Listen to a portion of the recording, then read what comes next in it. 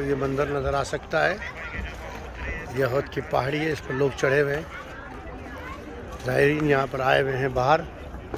یہ احد کی وہ مشہور پہاڑی ہے جس پر 50 تیر انداز حضور اکرم صلی اللہ علیہ وآلہ وسلم نے یہاں پر کھڑے کیے تھے، اور ان سے یہ کہا تھا کہ جب تک کہ میں نہ کہوں وہ آپ اپنی جگہ نہیں چھوڑیں گے۔ لیکن جب جنگ کے اندر مسلمانوں کا غلبہ بھاری آ گیا اور انہوں نے کفار کے اوپر جو ہے وہ اپنا غلبہ آ گیا، تو مال غنیمت کے چکر میں یہ 50 صحابیوں نے یہاں سے مال غنیمت لوٹنے کے لیے وہ میدان میں اتر پڑے اور جگہ چھوڑ دیا اس پہاڑی کو۔ تو خالد بن ولید نے پیچھے سے آ کے جو ہے راؤنڈ لمبا گھوم کے یہاں پر ان پر حملہ کر کے صحابیوں کو شہید کیا۔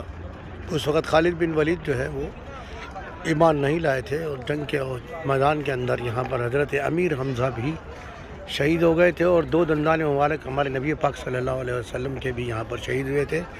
یہاں پر لوگوں نے یہ کہنا بھی کہا تھا کہ حضور اکرم خدا نے خواستہ شہید ہو گئے، کیونکہ مصعب بن عمیر کی شکل ہو بہو حضور صلی اللہ علیہ وسلم سے ملتی جلتی تھی۔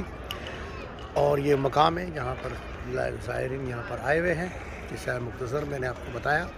اب یہ جالیہ جو دیکھ رہے ہیں یہ ہے حضرت امیر حمزہ کی جالیہ۔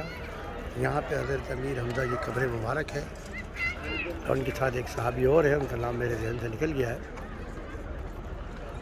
حضرت عبداللہ ہے یا مصعب بن عمیر ہے۔